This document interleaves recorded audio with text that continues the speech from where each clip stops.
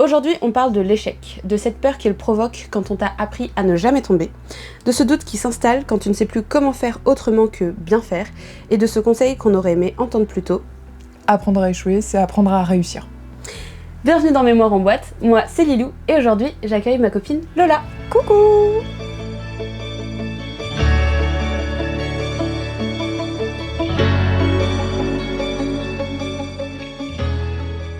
Coucou Lola. Coucou Lilou. Je suis trop contente que tu aies accepté de participer à ce podcast. Merci de m'avoir invitée. Je suis contente. Je me souviens que quand je t'ai envoyé du coup la fiche pour préparer le podcast, directement tu m'as dit j'ai ma phrase. Qui était du coup apprendre à échouer, c'est apprendre à réussir. C'est ça. Est-ce que du coup tu peux me dire d'où vient ce conseil et comment le truc t'est venu instantanément, à quoi tu pensais quoi? Ouais, je suppose comme plein d'enfants, parfois à l'école on a des facilités et donc on se repose un peu sur nos acquis. Donc toute ma scolarité c'était ça, je me reposais un peu sur mes acquis, je savais que si j'écoutais bien en cours ça allait bien se passer.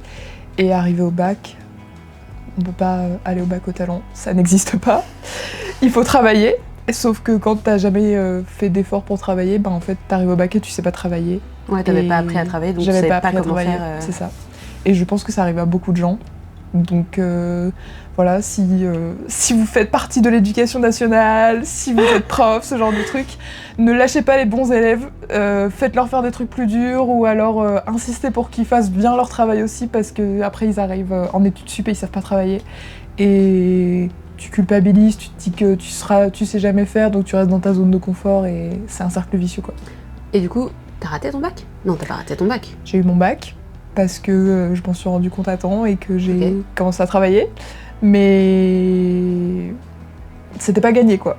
Parce que du coup, quand tu dis apprendre à échouer, c'est apprendre à réussir, du coup c'est quoi le moment où t'as commencé à... Enfin, c'est quoi le déclencheur de... c'est ça. Quand t'arrives en terminale, tu te rends compte que c'est plus dur, qu'il faut que tu travailles pour pouvoir réussir. Tu passes des examens, des contrôles, t'échoues tout le temps. Alors qu'avant c'était facile, tu gardes ton petit rythme de travail, de non-travail du coup, et tu commences à échouer.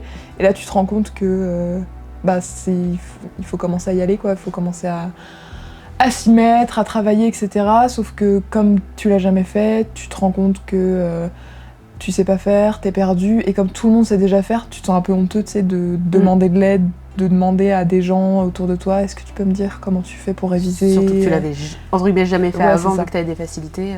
C'est ça. Et puis tu te renfermes dans ton truc, t'essayes de construire un peu toi-même tes bases, un échafaudage, sauf que c'est un peu branlant parce que t'as jamais fait, tu commences à faire le truc tout seul, c'est hyper fastidieux, tu passes des heures à travailler sur un truc qui t'aurait pris 5 minutes si t'avais commencé avant, et ça fait peur. Et tu m'avais dit du coup qu'en terminale, du coup, t'es en phobie scolaire? Ouais. À cause de ça? En partie, ouais, je pense. Avec le recul, je pense que c'était en partie ça, quand tu te rends compte que t'as l'impression que t'es tout seul, que tu peux pas demander de l'aide parce que c'est trop honteux, et que si t'as un peu une façade à garder aussi, parce que tout le monde a l'image de toi, tu réussis tout le temps bien les choses, etc., que tout à coup tu te mets à échouer et que... on peut se demander est-ce que tricher, tu te montes un truc dans ta tête et tu te dis peut-être que les gens vont penser ça de moi, et ça fait une boucle et tu finis par ne penser plus qu'à ça et tu dors plus bien, tu t'arrives plus à aller voir les gens, tu te renfermes sur toi-même et tout. Du coup t'as traversé toute ton année de terminale en anticipant plutôt la honte que tu pouvais avoir. De pas avoir le bac. C'est ça. Et tu m'as dit que quand t'as eu ton bac, tu l'avais pas célébré, et genre t'as même cru que c'était une erreur. Ouais. En fait, comme j'ai essayé de faire ce que je pouvais pour essayer de l'avoir, et que tout avait été aménagé pour que ça se passe bien, toute mon année de terminale, je l'ai pas faite en entier en fait. Y a des mois où j'étais pas là, des jours, des semaines où je faisais que 2-3 jours. À cause de la phobie scolaire du coup. Voilà, à cause de ça. Que en fait, comme tout était tellement spécial, je me suis dit que j'aurais pas mon bac. Et je m'étais un peu préparée à ça, mes parents ils s'étaient préparés à ça et tout. Et quand j'ai eu mon bac, mention bien, je me suis dit, j'ai regardé si c'était vraiment mon nom, si c'était ça et tout. Et je suis passée à autre chose tout de suite. Ouais. Je me suis dit, je veux plus en parler, je veux plus... Tu t'es même pas félicité de te dire, j'ai réussi à travailler et j'ai réussi à l'avoir. Ouais, non. J'ai regardé vite fait, je l'ai envoyé à ma grand-mère, et puis voilà quoi. Enfin, mes grand-mères. Et puis, je suis passée à autre chose tout de suite. Je suis tout de suite allée féliciter mes copines qui avaient bien travaillé et tout, pour qui c'était dur aussi. Je leur ai envoyé un message, alors est-ce que vous l'avez eu Et on a fêté leur bac, mais je suis jamais trop revenue sur ça. Puis à partir de ce moment-là, je me suis toujours dit que fallait pas que j'essaye de faire des nouveaux trucs. Ok, donc t'avais peur de tester des nouvelles choses ou parce que du coup t'avais peur d'échouer. C'est ça, j'avais peur de... Comme j'avais réussi à passer cette grosse étape et que je l'avais pas échoué, alors que je m'étais mise dans ma tête pendant très longtemps que j'allais pas l'avoir, je me suis dit que fallait pas que je retente de nouveaux trucs. Ouais, t'avais peur de retomber du coup dans ce stress-là, dans cette attente de savoir si t'allais voir. Ok. Dans le truc de est-ce que je vais réussir vraiment à le faire, est-ce que j'ai les capacités de le faire. Un peu, je sais pas comment on appelle ça, quand tu te sens illégitime de faire quelque chose. Bah du coup un peu syndrome de l'imposteur. Ouais, c'est ça. Quand tu dis que t'es pas à ta place, que des gens le feraient mieux que toi, que ce serait bien que ce soit quelqu'un d'autre pour que ce soit mieux fait et tout. Donc tu restes dans les trucs que tu sais vraiment bien faire, sauf que tu progresses jamais. Et quand t'as 18 ans, que tu rentres dans la vie et que tu te mets cette barrière-là, bah tu progresses pas et tu restes dans ton petit cercle, tu tournes en rond et c'est déprimant en vrai. En vrai, ça m'intrigue de fou parce que du coup, on s'est rencontrés en faisant un stage de théâtre. Ouais. Et ça, toi, t'es allée au cours Florent juste après... le lycée, Après le lycée. Et pourtant, je trouve que faire du théâtre ou aller au cours Florent, c'est pas non plus un truc où tu te dis tu vas forcément réussir. Enfin, on sait que tous les métiers du spectacle, etc., c'est pas forcément facile. Donc, enfin, du coup, ça m'intrigue de fou c'est un peu étrange que tu me dis ça. Et en fait, après, bah, t'as quand même tenté un truc de fou parce qu'il y a pas... Enfin, tout le monde ne fait pas ça, quoi. Ouais. Ben, oui. Mais en même temps, comme ça faisait des années que je faisais du théâtre, ça faisait partie des choses que je savais faire. Okay. Mais en rentrant au cours Florent, je me suis rendu compte que je savais pas faire. Ok. Et j'avais peur d'apprendre. Ok. J'avais peur d'apprendre, donc je me mettais plein de barrières que j'ai essayé de casser. Mais tu sais, quand tu rentres dans une école de théâtre, tout le monde est dur avec toi. Ouais. Ils veulent que tu progresses vite, mieux, bien, fort. Et quand t'as 18 ans, que tu te dis que tout ce que tu fais c'est nul et qu'on te dit que ce que tu fais c'est nul, tu l'intègres et tu progresses pas, tu continues du coup, tu restes avoir dans le truc où t'as l'impression que c'est nul, etc. Quand on te le dit perpétuellement, en fait. Et du coup, tu m'avais sorti une phrase, c'est « Si j'échoue, c'est que j'aurais pas dû essayer ». Ouais. Parce que ça, du coup, du coup, il y a des trucs après où t'as échoué et là, tu t'es dit cette phrase-là où juste t'as plus rien testé du tout après. Pendant une longue période. J'ai plutôt plus rien testé. Ok. Parce que j'avais peur d'échouer, parce que j'avais peur... En fait, c'était plutôt... J'avais pas peur d'échouer, j'avais peur d'avoir honte de pas avoir réussi. Ok. Et c'est vraiment le regard des autres sur ça. C'est que du négatif. Ouais. C'est parce que... C'est la phrase de Big Flo et Oli de « Faut mieux vivre avec des remords qu'avec des regrets ». C'est ça. Et toi, tu préférais l'inverse. Je préférais vivre avec des regrets qu'avec des remords. C'est ça. Et pourtant, leur phrase est vraie. Oui. Il vaut mieux vivre avec des remords qu'avec des regrets. Moi, je suis d'accord aussi. Et là, quand je repense à mon année au cours Florent, je regrette plein de trucs. Je regrette de pas avoir fait plus ceci, de pas avoir fait... par exemple, tous les premiers samedis du mois, t'avais champ libre pour monter une pièce de 20 minutes et de faire ce que tu voulais. Ok. C'est trop cool. C'est un point expressif, tu pouvais vraiment faire tout ce que tu voulais. J'ai tapé dans le micro. Ok, c'est pas grave. Et je regrette de pas l'avoir fait. Okay. Ne serait-ce qu'avoir participé à un projet de quelqu'un d'autre. Parce que du coup, t'as pas voulu tenter, enfin, t'avais envie et tu l'as pas fait, ou en vrai, sur le coup, t'avais pas forcément envie et c'est juste maintenant, tu dis, ça aurait été quand même cool et une bonne expérience. Bah, sur le moment, je me suis dit que, en fait, j'avais une grande envie qui était tout de suite freinée par « mais je peux pas faire ça, enfin, je suis pas assez bien pour faire ça oui. ». Et du coup, je le faisais pas. Donc j'allais regarder les autres, je trouvais ça trop cool. Et je continuais dans mon coin à juste faire le minimum. Ouais. Le seul truc qui m'a un peu sauvée, c'est l'impro. Ok. Parce que c'est hyper contre-intuitif de tout ce que je viens de dire. Mais comme t'es dans le truc, tu te lances et que t'as pas le choix que de faire. Parce que si tu fais rien, il y a juste rien. Et tu te lances dans le truc, tu déblatères, tu dis plein de trucs et tout. Au début, tu dis plein de conneries. tu contredis ton partenaire de jeu, tu fais de l'anti-jeu, tu dis non, etc. Et après, tu te rends compte que si juste tu t'amuses et que t'écoutes la personne en face, ça marche trop bien. Ouais. Et l'impro, ça fait partie des meilleurs exercices que j'ai pu faire pour me libérer de ce truc de... Il faut que t'apprennes à faire autre chose que ta zone de confort pour pouvoir progresser. Donc c'est peut-être un peu aussi du lâcher-prise, parce que là, du coup, tu contrôlais de fou, de se dire... Tu contrôles tout ce que tu vas dire ou faire pour pas avoir honte, enfin, ou pour pas que le regard des autres soit négatif envers toi. Si tu penses tout le temps au regard des autres de « Ah, faut que je me tienne plus droite, faut que je remette mieux mes cheveux, est-ce que j'ai un truc... » C'est ça. Ils vont se dire « Il y a un truc là, ouais. » C'est ça aussi.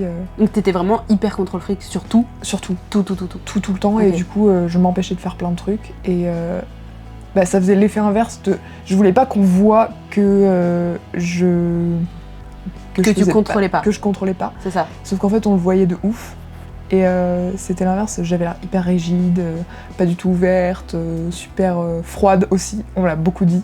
Ouais. Et du coup... Et puis du coup, quand on te le dit, je pense que ça... Enfin, ça accentue encore plus. Le truc. Enfin, en plus, déjà, quand quelqu'un te dit « Ah, je te trouve froide », t'es en mode « Ah, merci du non-compliment !» Cool. Je vais vachement bien le prendre. Ça m'aide beaucoup dans mon développement, merci. Ouais, c'est un vraiment bon conseil. Ouais, c'est ça, oui, c'est pire, et ça te confortait, et ça te faisait un peu Du coup, tu dis, cercle vicieux. Faut que j'ai l'air moins froide, donc tu fais des trucs hyper chelous que tu ferais pas en temps normal. Et là, tu te mets à bouger les bras dans tous les sens, tu te mets à transpirer, tu te mets à dire des trucs que tu penses même pas. Et en fait, toi, tu fais tellement attention à ce que les gens vont penser de toi que tu t'attends à ce que les gens soient pareils. Oui. Et que eux aussi fassent attention à ce que tu penses d'eux ou à ce qu'ils vont dire et tout. Alors qu'il y en a plein qui s'en foutent. Alors qu'il y en a plein qui s'en foutent. Il y en a plein qui s'en foutent pas.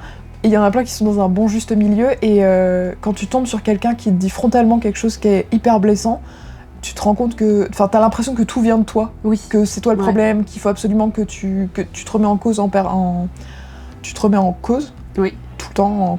Oui, parce que du coup, tu t'aimais plutôt à travers ce que les gens allaient dire de toi. Ouais. C'était plus toi, tu ne t'aimais plus de toi, c'était tu faisais du paraître pour que les gens te disent qu'ils t'aimaient. C'est ça, exactement. Ouais. C'est entièrement ça. En fait, je n'existais plus. Je réagissais. Et c'est assez marrant. Je sais pas si ça t'est déjà arrivé, mais socialement, tu sais, on change en fonction de quand on est dans un certain groupe. Ouais.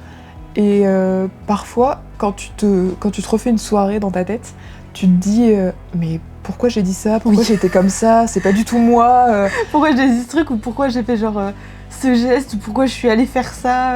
Pourquoi je me suis mise à chanter tout à coup alors que je sais pas chanter, enfin, ça n'a aucun sens, c'est pas du tout moi, c'est pas ça que j'ai envie que les gens voient de moi. Mais tu sais, comme tant des... Oui, comme t'es dans un groupe, t'es dans... Puis, enfin, après ça dépend encore, mais genre, par exemple en soirée, des fois t'es genre dans l'effervescence du truc. Et je trouve que des fois t'as aussi un peu genre le sentiment d'appartenance aussi. Bon, ça après c'est humain, sans que ce soit trop dans l'excès. Mais des fois, t'as un peu ce truc de...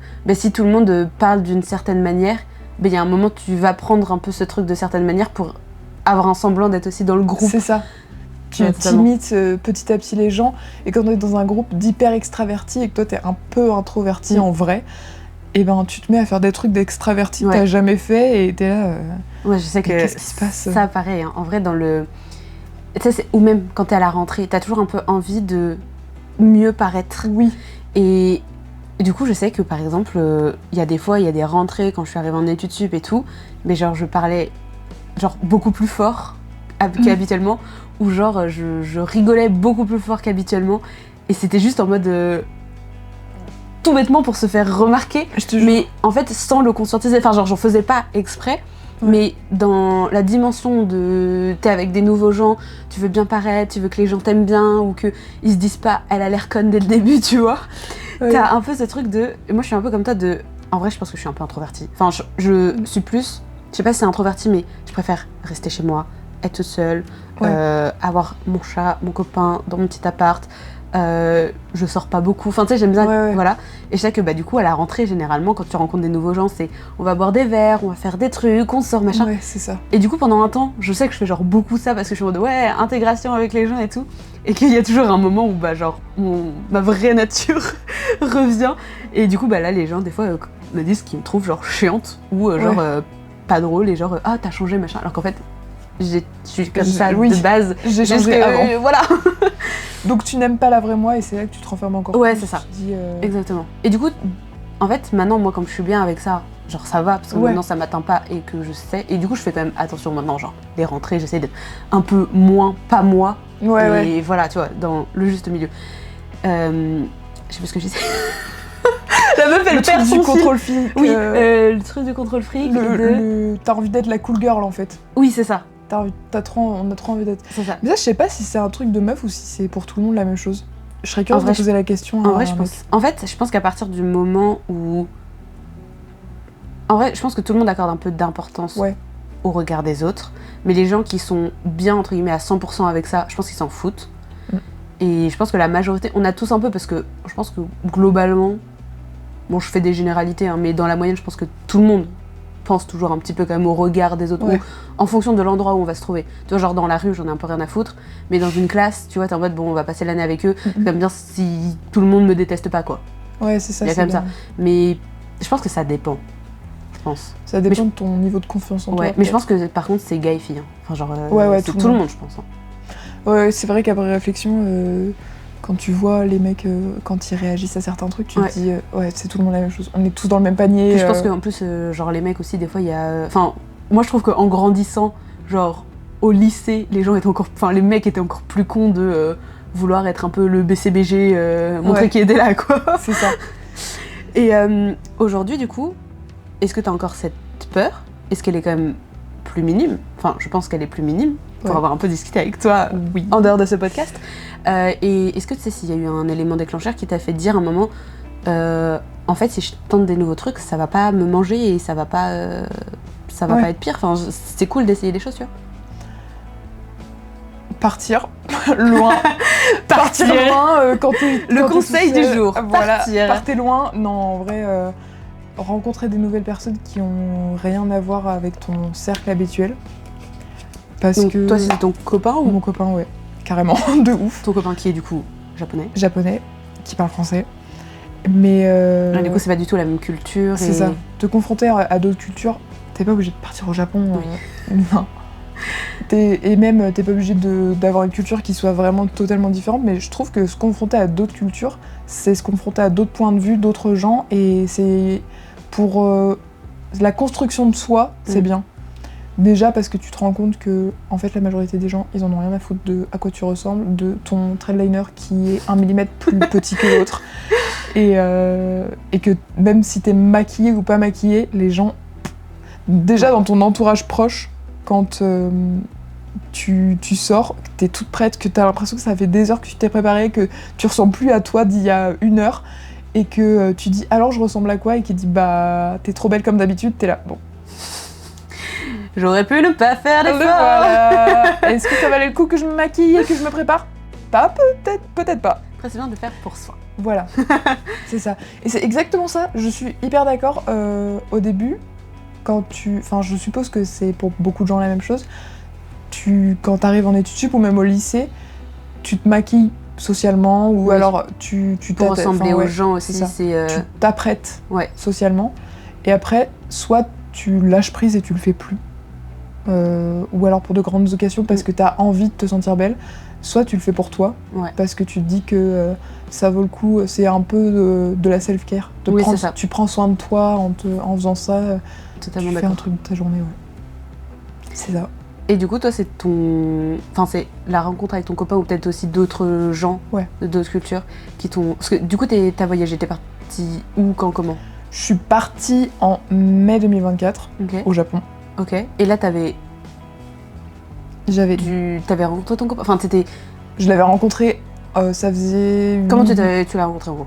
Je l'ai rencontré à Bordeaux. Ok. Soirée. Qu'on soit pas en mode podcast, en mode c'est des kikoulol qui vraiment, aiment les japonais parce que ça, je me sens arriver gros comme une maison. Non. Voilà, sachez que c'est ma plus grande phobie qu'on dise ça de moi.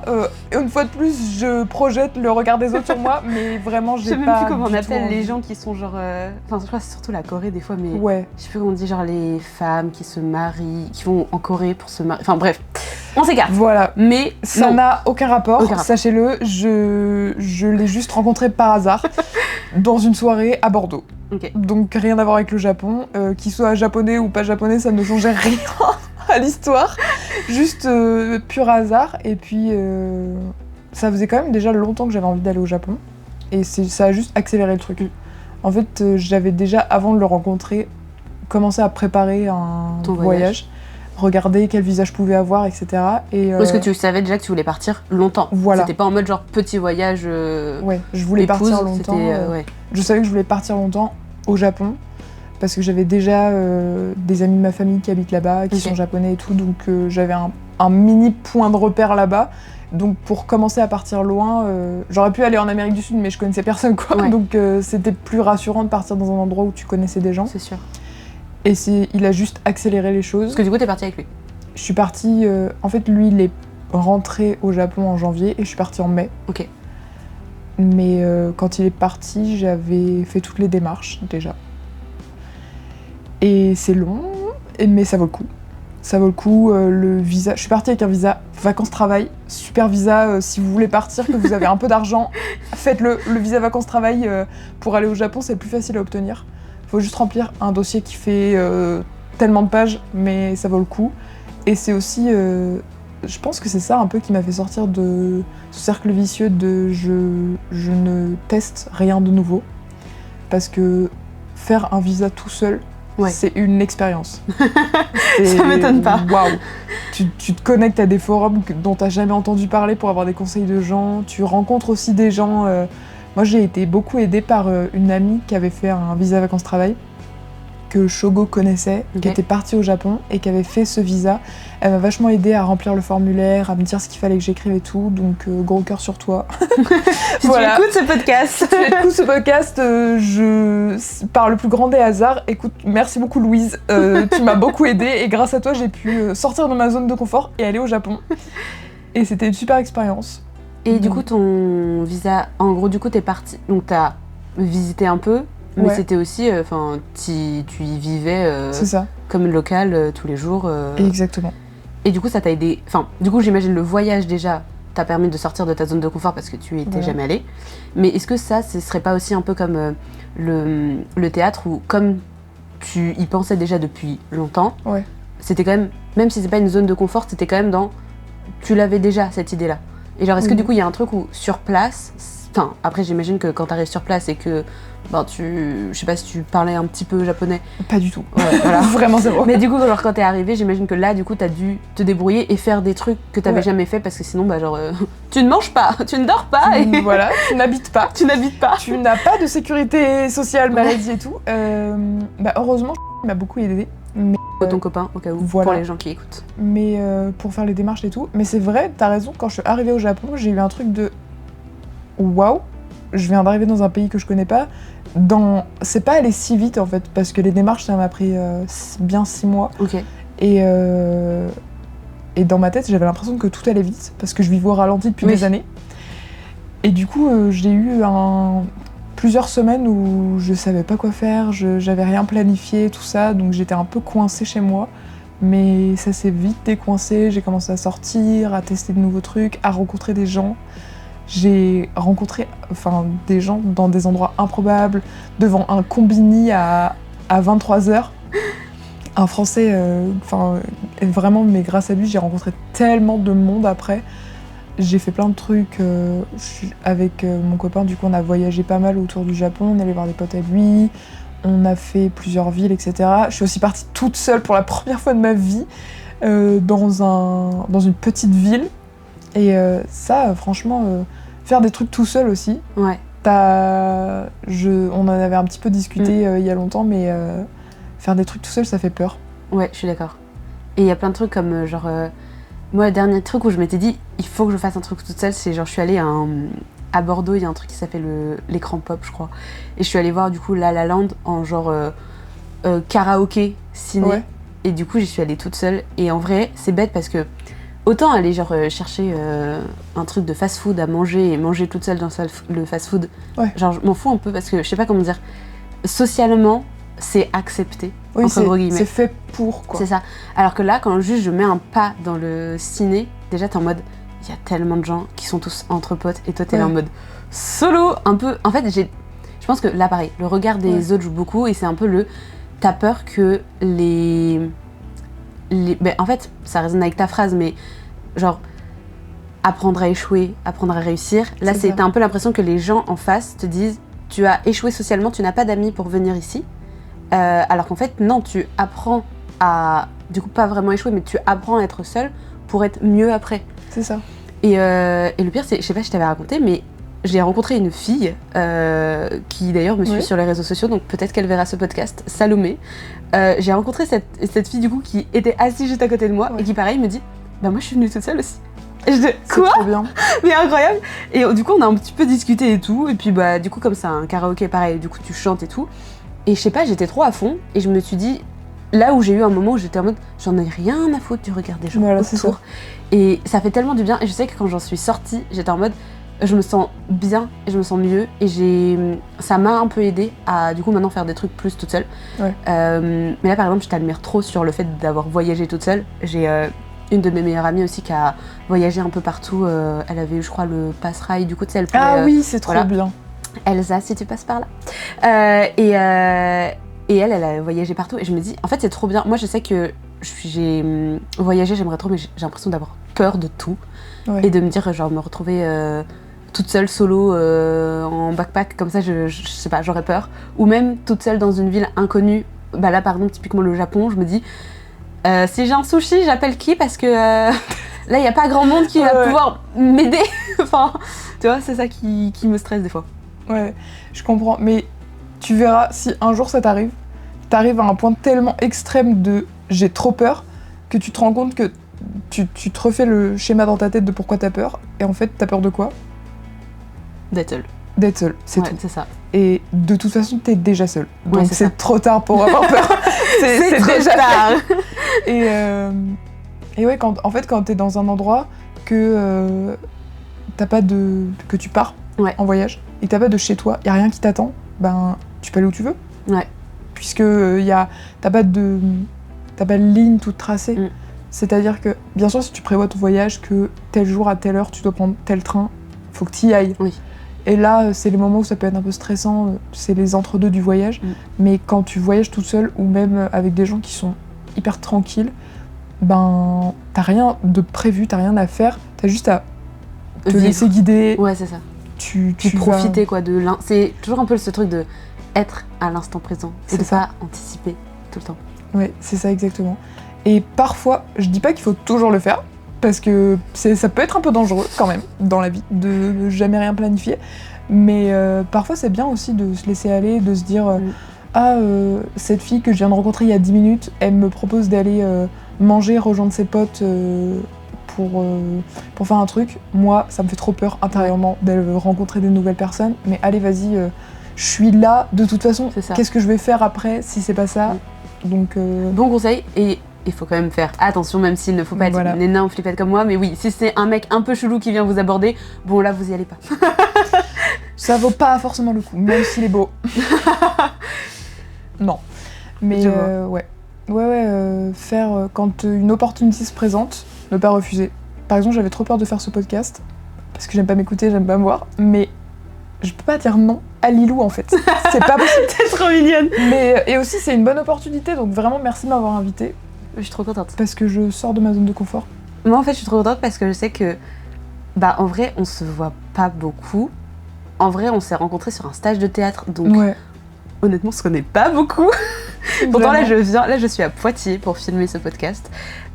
Poitiers, si vous savez où c'est, déjà bravo. Je vous félicite. Non, mais tu vois, un peu comme tu disais, genre, en vrai, on se connaît pas tant que ça, mais pour tout, je sais pas, genre, tu fais partie des rares personnes qui, dès que je sors un truc, m'envoient un message pour me dire j'ai adoré ça ou c'était trop bien. Oui, c'est la vérité. Et en vrai, non, mais tu sais que premier degré, ça fait extrêmement plaisir, et je sais pas, je trouve que ça construit aussi une relation de confiance et de respect mutuel aussi. C'est ça. Genre, il n'y a pas de compétition, il n'y a pas de truc. Pareil, comme on s'est rencontrés au théâtre, je sais que je trouve que des fois, les gens au théâtre ou dans les écoles, etc., moi, je trouve qu'il y a beaucoup de compétition et de qui sera le meilleur. Et moi, c'est ça que j'ai du mal, c'est pour ça que je suis pas allée. C'est ça qui m'a fait arrêter. voilà, c'est pour ça que, bon, moi j'ai un peu du mal, mais voilà, après, je pense qu'il y a différentes écoles et que tout peut être tenté. Et tout le monde n'est pas pareil. C'est ça. Mais je sais que quand on avait fait le stage, c'était un peu... Enfin, moi je m'étais un petit peu sentie vraiment en compétition avec tout le monde, et c'est ça qui me dérangeait un peu. Mais avec toi, je me suis jamais sentie en compétition, il y a vraiment ce truc de bienveillance, et je trouve ça trop bien. Merci. Ça me fait plaisir. Vraiment, parce que pareil, là tu vois, genre avec le projet moteur, dans les gens que j'ai rencontrés, pareil, il y en a plusieurs avec qui, notamment les filles qui étaient dans ma chambre, genre on a appris à se découvrir et tout, et du coup pareil, elles ont toutes plein de projets, plein de trucs, et je trouvais que genre c'était hyper bienveillant, et j'avais un peu peur au début parce que je trouve que dans les métiers du spectacle et tout, t'as toujours beaucoup de compétition ou beaucoup de gens qui aiment bien dire je fais mieux que toi, et c'est pas agréable. Sûr. Alors que pour moi justement la culture c'est vraiment, on est tous différents, donc si tu crées quelque chose, ce sera toujours différent que quelqu'un d'autre qui va créer son truc. Et ce sera bien. Et ce sera toujours bien. Et il y aura toujours quelqu'un pour apprécier ce que tu fais. Et là, vraiment, genre ces filles-là, en tout cas, au moins dans ma chambre, parce que c'est celle avec qui j'ai le plus discuté, il y en a d'autres après, bien sûr, mais je sais pas, je sentais tellement une tellement bienveillance que j'étais en mode, c'est agréable d'avoir des gens aussi créatifs que moi, qui sont aussi bienveillants et qui sont en mode tes projets sont trop bien, et à qui je peux dire tes projets sont trop bien sans qu'ils soient en mode ouais c'est mieux. Voilà. Mais moi je. Trop bien. Oui, mais moi je. Le mais moi je. Le mais moi je. Mon Dieu. Mais oui. Voilà. Totalement donc, ça. J'écoute, mon cœur reste ouvert, mais tu ne seras pas mon ami. Mais c'est bien, ouais. Du coup, est-ce que t'as un truc, du coup, le Japon, mais est-ce que t'as eu un moment où là tu t'es dit je viens de tenter quelque chose de nouveau et je suis pas morte, entre gros guillemets. Genre où t'as eu vraiment un déclic de... parce que là tu m'as dit du coup, à la fin de ton bac, tu t'es dit directement, attends, c'était quoi ? Si j'échoue, c'est que j'aurais pas dû essayer. Là c'est à partir de là où tu t'es dit j'arrête. Est-ce que t'as un élément déclencheur, genre ou un truc que tu te souviens au Japon, tu t'es dit j'ai fait ça, en fait je peux recommencer à tester des choses. Et je peux réussir à faire des choses. Et je peux réussir aussi. C'était avant le Japon, c'est quand j'ai déposé mon dossier de visa et qu'une semaine après, j'ai eu mon visa. Parce qu'ils ne te donnent pas le visa non plus comme ça, faut que son dossier soit solide. Donc j'avais passé du temps à faire quelque chose et ça a donné quelque chose, tu vois. Et là du coup, tu l'as célébré, entre guillemets ? Genre tu t'es vraiment... Ouais. Ah ouais, à fond. J'étais trop fière, j'ai appelé mon mec, j'ai fait « J'ai eu mon visa !» J'étais trop contente, j'étais en train de pleurer, bien sûr, toujours, on pleure. C'est la base. Et là, j'ai bien célébré, j'étais trop fière de moi parce que j'ai tout fait toute seule. Il n'y avait pas de syndrome de l'imposteur de ah, mais c'est parce qu'on m'a aidée, c'est parce que je connais telle personne que j'ai réussi à faire ça. Là, j'avais vraiment tout fait toute seule avec évidemment l'aide de Louise. Merci Louise. Mais c'est moi qui avais écrit les trucs, c'est moi qui avais fait le plan du voyage, qui avait structuré le dossier pour que ça se passe bien. J'ai fait la demande de visa, de passeport, tout ça, les photos. Je suis allée à Paris. Et là, quand j'ai réussi à faire ça, et là, t'as célébré. Ça a tout changé. Et justement, quand t'as célébré, est-ce que t'as repensé justement à ce moment-là où t'es dit, genre, est-ce que là t'as repensé à ton bac Est-ce que... Non, attends, pardon, je recommence ma question. Est-ce que t'avais déjà conscientisé à la fin de ton bac que tu ne l'avais pas célébré ? Ou est-ce que tu t'es rendu compte plus tard qu'en fait t'avais jamais célébré ton bac parce que t'avais peur ? Plus tard. Plus tard ? Ouais. Mais tu l'avais conscientisé avant ton obtention de visa, ou c'est genre, ton visa, t'as eu genre vraiment ton truc de déclic de là je célèbre, et après de dire, en fait ça fait des années que je célèbre plus rien et que je n'essaye plus rien. Quand j'ai eu le visa, en fait quand j'ai toute la démarche de faire quelque chose de nouveau, en le faisant je me suis rendu compte que ça... Enfin j'essayais de me dire, inconsciemment tu sais, quand tu fais des choses tu réfléchis à plein de trucs, ça va en arborescence, et quand j'étais en train d'écrire, de faire les choses, je me rendais compte que j'étais en train de faire un truc. Et nouveau. Mais même juste faire un truc. Ok, ouais. Et que ça faisait tellement longtemps que j'avais rien fait tout court, à part juste survivre, la base de la vie. Et là je me suis rendu compte, je me suis rappelé, ah mais quand j'étais avant au lycée, je faisais d'autres trucs, quand j'étais au collège, je faisais plein de trucs et tout, qu'est-ce qui s'est passé entre temps ? Et c'est là que dans ce moment-là où t'es en train de refaire tout le chemin dans ta tête, et c'est là que les regrets s'installent. Ouais. Au début tu regrettes de pas avoir fait tout ça, et ensuite tu te dis, si je suis en train de prendre conscience de ça, il faut que j'arrête de regretter et que je commence à faire des trucs pour ne pas continuellement avoir des regrets de pas avoir fait. Ou des remords. J'ai jamais compris. Désolée Big Flo le dit, j'ai jamais compris ce que c'était des remords et des regrets. Faut vivre avec des remords. Les remords, c'est ce que tu as fait et que tu as un peu honte. Et les regrets, c'est ce que tu n'as jamais fait. Ok, du coup je préfère vivre avec des remords, mais jusque-là, j'avais vécu qu'avec des regrets. Oui. C'est ça. Ok. Et du coup, aujourd'hui, est-ce que tu as des stratégies, entre guillemets, pour éviter de retomber dans ce schéma de ne plus faire, ou est-ce que juste tu n'en retombes plus? Enfin, moi je sais que des fois j'ai des petites phrases où je vais...